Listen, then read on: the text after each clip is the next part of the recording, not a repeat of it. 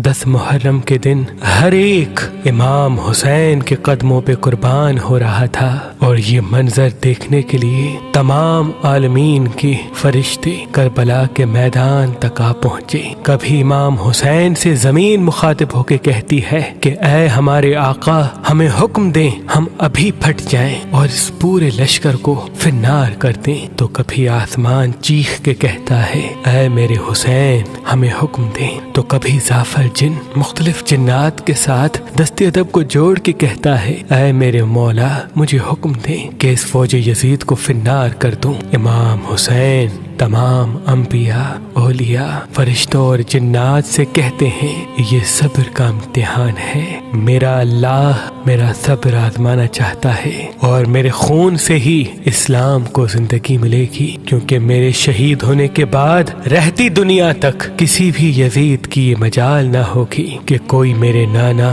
حضرت محمد مصطفیٰ صلی اللہ علیہ وآلہ وسلم کی شریعت کو جھوٹا کہے۔ بس سب مولا حسین کا امتحان دیکھ رہے ہیں۔ امام حسین علی اکبر کے سینے سے برچھی نکالتے ہیں تو کبھی اپنے 6 ماہ کا بچہ قربان کرتے ہیں۔ جب آپ کے ساتھ کوئی نہ رہا، آپ خیام میں آتے ہیں، بیویوں سے الوداع کہتے ہیں۔ امام سجاد کو وصیتیں کرتے ہیں کہ اسلام کے لیے ہر دکھ تکلیف کو برداشت کرنا، لیکن قدم قدم پہ اپنے نانا کی رسالت کی گواہی دیتے رہنا۔ بس جیسے ہی بیویوں سے الوداع کہہ کے زلجنا کو حکم دیتے ہیں کہ اے میرے گھوڑے، مجھے میدان میں لے کے چل، زلجنا آگے نہیں بڑھتا۔ امام حسین زلجنا کے قدموں میں دیکھتے ہیں کہ آپ کی بیٹی سکینہ زلجنا کے پیروں میں لپٹی ہوئی ہے۔ آپ اترتے ہیں، اپنی بیٹی سے فرماتے ہیں اے میری بیٹی سکینہ، اپنے بابا سے الوداع کہو۔ بی بی سکینہ فرماتی ہے بابا صبح سے لے کے اب تک جو میدان میں گیا وہ واپس نہیں آیا۔ امام حسین فرماتے ہیں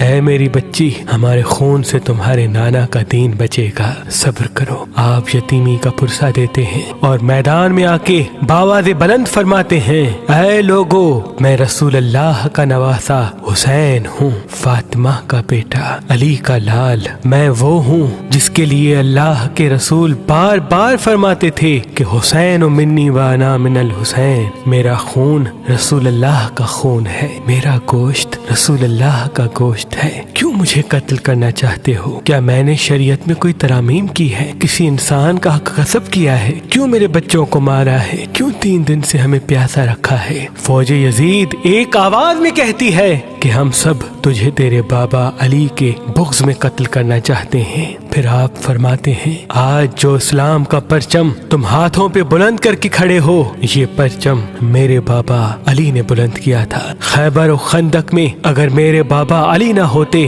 تو اسلام کی فتح ناممکن تھی۔ آج اس علی کو یہ صلہ دے رہے ہو کہ اس کی اولاد کو اس بیابان میں بھوکا و پیاسا کر کے قتل کر رہے ہو۔ بس عمر بن سعد کہتا ہے کہ حسین کی بات نہ سنو، حملہ کر دو۔ تاریخ نے لکھا امام حسین علیہ السلام کے مد مقابل جو بھی آیا وہ فنار ہوا۔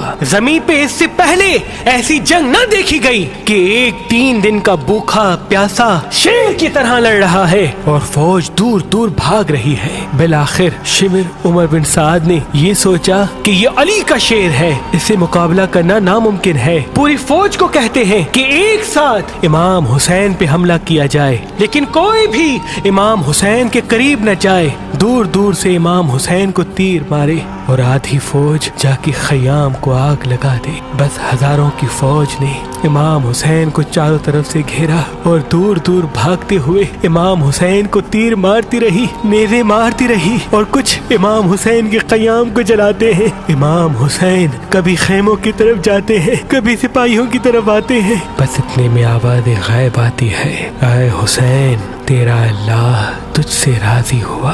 امام حسین تلوار کو روک لیتے ہیں۔ فوجی اشکیا جیسے ہی امام حسین کی رکی ہوئی تلوار دیکھتے ہیں تو وہ لوگ جو امام حسین کو دیکھ کے بھاگ گئے تھے وہ بھی قریب آنے لگتے ہیں، اور دور دور سے جس کے ہاتھوں میں جو چیز ہوتی ہے وہ امام حسین کی طرف پھینکنے لگتے ہیں۔ تاریخ نے لکھا جس کے پاس نیزے تھے وہ نیزہ مارنے لگا، جس کے پاس تیر تھے وہ تیر مارنے لگا، جس کے پاس تلواریں تھی وہ تلواریں مارنے لگا، जिसके पास मारने के लिए कुछ न था, वो करबला की गर्म जमीन से मट्टी उठाता और इमाम हुसैन की तरफ फेंकता। तारीख ने लिखा, आपके जिस्म पे इतने तीर थे कि आपका जिस्म मुबारक दूर से नजर तक नहीं आ रहा था। आपने चाहा कि आप अल्लाह के दरबार में सजदा करें। आप अपने आप को घोड़े की जी से जमीन की तरफ लेके जाते हैं, लेकिन आपके जिस्म मुबारक पे तीर इतने थे, ना आप जमीन पे थे न घोड़े की जी पे थे, तीरों के मुसल्ले पे थे। ये मंजर तमाम अंबिया देख के ज़ारो कतार रो रहे थे। बस जो भी इमाम हुसैन का सर काटने के लिए करीब आए, इमाम हुसैन के चेहरे में उनको रसूल अल्लाह का चेहरा नजर आए और वो चीख के दूर चला जाए। बस शिमर ने कहा, ये काम मुझसे होना है। बस शिमर करीब आता है, इमाम हुसैन के सर से अमामा उतारता है, आपके बालों में हाथ डालता है, छुरी को गले पे रखता है, पहली ज़र्ब चलाता है। हजरत आदम अलैहिस्सलाम अल्लाह के रसूल से फरमाते हैं, या रसूल अल्लाह, आगे मैं नहीं देख सकता। जैसे ही दूसरी ज़र्ब चलती है, हजरत नूह अलैहिस्सलाम फरमाते हैं, या रसूल अल्लाह, आगे मैं नहीं देख सकता। जब तीसरी ज़र्ब चलती है, हजरत इब्राहीम अलैहिस्सलाम फरमाते हैं, या रसूल अल्लाह, मैंने तो अपने बेटे की कुर्बानी के वक्त ही अपनी आंखों पे पट्टी बांध ली थी, आगे मैं नहीं देख सकता। बस ज़र्ब चलती रही। एक वक्त ऐसा आया, अल्लाह के रसूल ने आंखें बंद की और फरमाया, ऐ अली, अब आगे मैं नहीं देख सकता। बस एक वक्त ऐसा आया कि इमाम अली ने भी आंखें बंद की और बीबी फातिमा से फरमाने लगे, ऐ फातिमा, आगे मैं नहीं देख सकता, अब तू जान, तेरा बेटा जाने। बीबी फातिमा ज़हरा मक्तल में देखती है कि शिमर मुसलसल इमाम हुसैन के गले पे खंजर चला रहा है।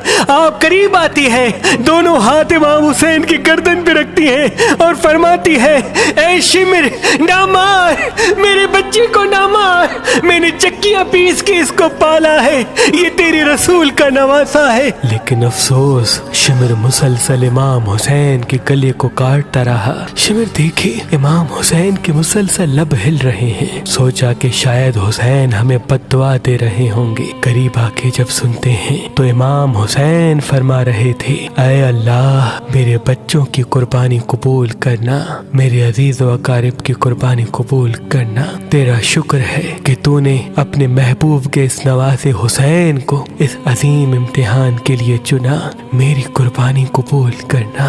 तू अजीम है, तू आला है, अगर मेरी 70 जाने भी होती तो वो भी मैं तेरे नाम पे, तेरे इस्लाम पे कुर्बान करता। सलाम हो आले मोहम्मद पर, सलाम हो रसूल अल्लाह के खानदान पर, जिन्होंने हर तकलीफ को बर्दाश्त करके कयामत तक इस्लाम को जिंदा कर दिया, कयामत तक इस्लाम को जिंदा कर दिया।